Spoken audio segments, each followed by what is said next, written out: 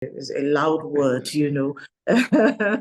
or who are not so sure, or who don't believe that, things will really turn out right. You've talked about, investing in just debt and near cash or safe investments for them.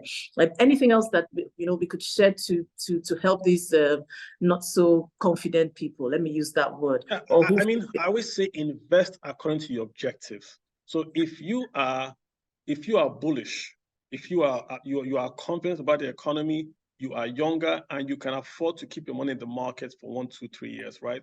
Equities are for you. So it's like profit and loss. You are buying into the profit and loss of Nigeria by buying into equity shares, stock market. That's what you're looking at. If you are not too sure of where the economy is going to go to, you want to go into bonds because you are going to lend money to Nigeria and Nigeria is going to pay you back a guaranteed rate of return. So you are buying federal government bonds. That is quote unquote the safest investment in Nigeria are federal government bonds. Those guys would pay you anywhere from 10% to about 16%, right? And a bond means you are borrowing money to the government. The government is going to pay you interest back. Your principal is safe. The problem with that is that if inflation goes up, because you're getting a fixed return, then you don't make a real return, but your money is safe. So there's no free lunch. If you want safety, you can't get protection of principal. Yeah. But if you want high returns, you can't guarantee protection of principal. So it's either you protect your principal or you grow your principal. But the final point, no registered and regulated investment today that is quoted in the stock market or regulated by any regulator is beating inflation today. So your goal in Nigeria is to cover the gap. So if inflation is at 30% and you're getting 15%, you are quote unquote losing real rate 15. Dollar, if you hold dollar in your hand, it's not paying you any interest. Even if you do dollar DOM account, no interest. In America, dollar is about 5%. And that covers inflation. So again, this diversification is very, very important. There are dollar funds in Nigeria that can do dollar in Nigeria and also get a return. So ask about that as well. Would you back to you? Okay. Thanks, Kalu. Thank you so much. Do I close? Okay, great. I've closed it. Okay. So I think also I would also talk about mutual funds. Okay. Some of these mutual funds are also really quite good. Mutual funds are patterned against equities, bonds. There's some dollar-denominated ones. So if you want to maybe just like test the waters, you can find out about all of these mutual funds. Almost all of the big banks in Nigeria have an asset management company that offer this kind of products. First Bank, GT Bank, Access Bank, they all have asset management arms and some of the independent boutique firms as well. And they have money market funds, dollar-denominated funds, equity funds, bond funds. Just read up. There's no magic wand to it. You've got to go out there and get the information and then compare and decide where you're going to put your money based on your profiling. I must here again emphasize this. It's not a one-size-fits-all. What works for Kalu may not work for me, depending on our risk profiling. Sorry, not appetite, our risk profiling. And we all have to understand that.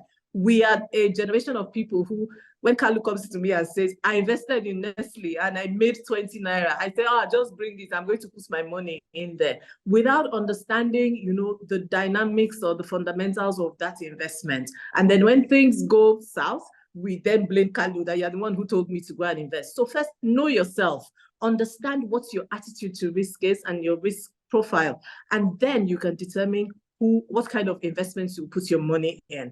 Please talk to a financial professional. Don't listen to your brother's hairdresser's sister or your mechanic's uncle's friend. No, don't. I mean, I know that we don't have people like that here, but you'll be surprised what people do when there's money involved. And don't get into get-rich-quick schemes. If something is offering 150%, it's not true.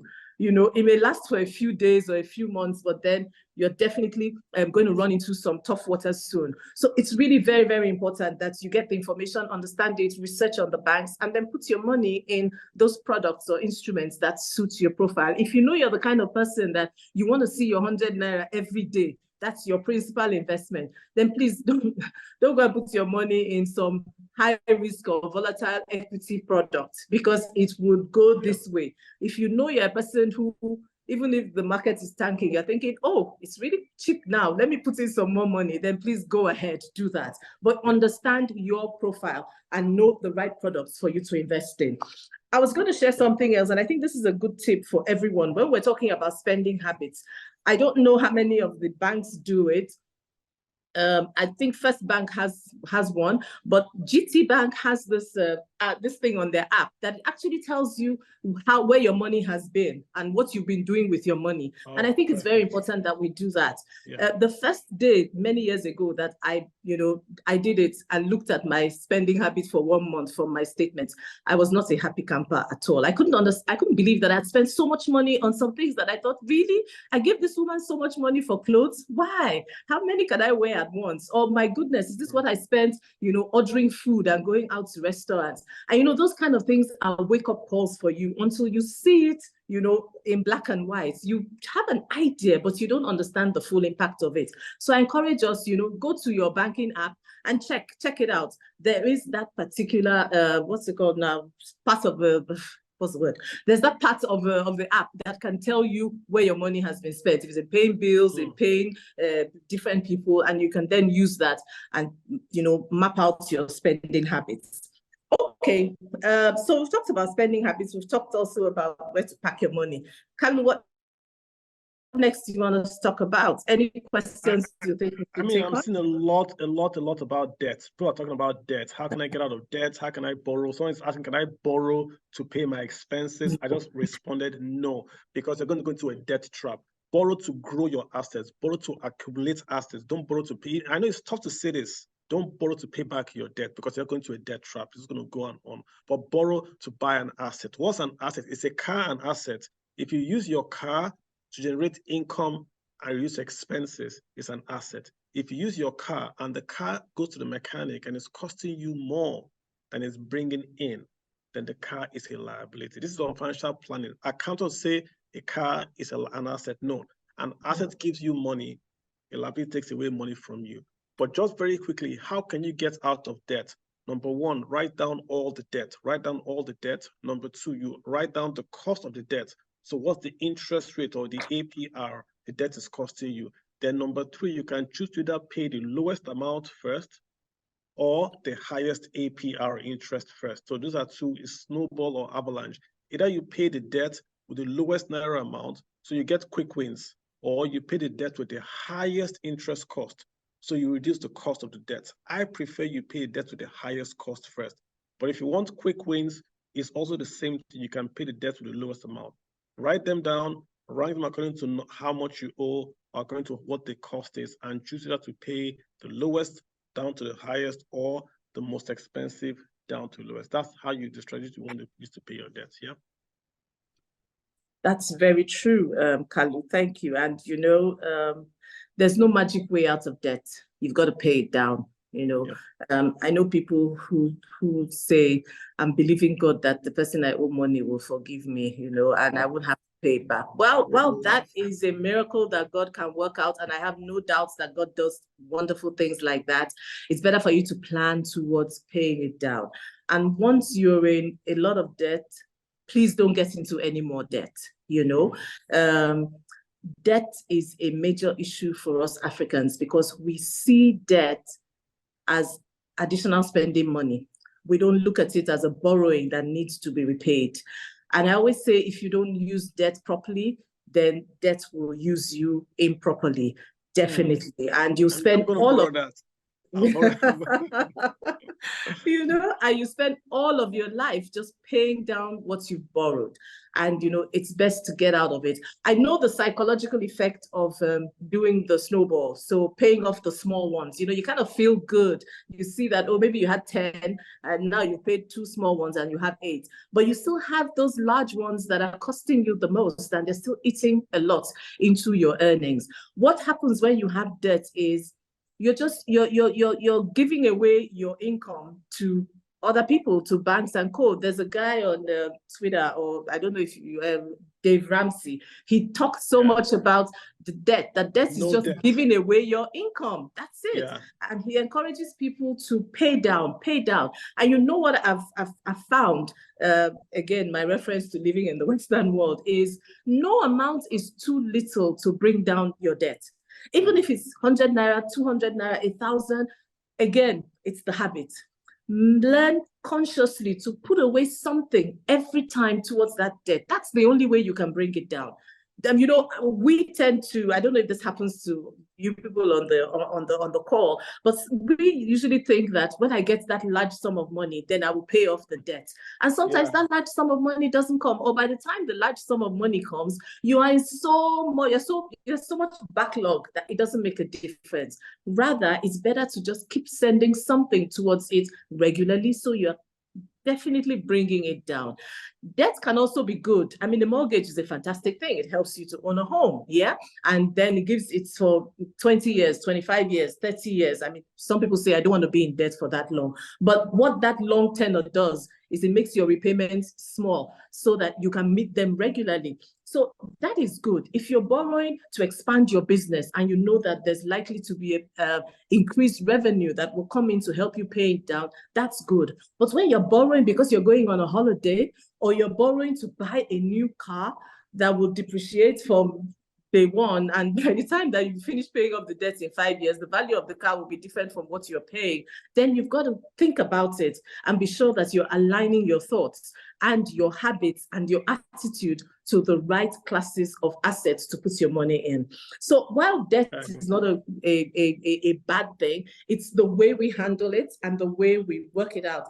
That's what then brings us to quite a bit of a quagmire when we're working.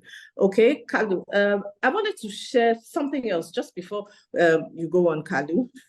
I know you have questions that you want to share. Something else that I thought about when we talk about surviving or thriving, sometimes we may get into a financial crisis by accident. So it could be the loss of a benefactor, or a loss of a job, or you're working somewhere and your salary is not being paid. You know, that's not of your own doing or your own making, or you're a victim of fraud, or global economy has gone so bad. You had good investments, but all of a sudden you are almost like a pauper. So these are situations that are not of your making. You're a victim of either circumstances or of life. You know, as they say, life happens. And I want to encourage everyone, you know, anyone who's going through that, the same tips that we've been talking about will also work for you. You know, put away something aside, you know, work at your debts. Don't run away from your debtors, you know. Tell everybody, okay, I mean, this has happened. We have to work out how we're going to get out of it. And I'm willing to cooperate. Make sure that you try to keep your spending, you know, within limits and within a reasonable portion. And then just work at it, as I say. The more you do, the more success you will get. Nobody wishes that kind of circumstance on any other person, but we all have to be prepared for it, and we all have to deal with it when we're put into it. Okay. All right, Kabu. Do we still have very time? Specific questions. I have one more poll to go. We're getting some very specific questions about stock investing and also trading in Forex and all that. So guys, I'm going to hit a few hard here. Forex trading is gambling, right? It's not quote unquote investing, it's trading.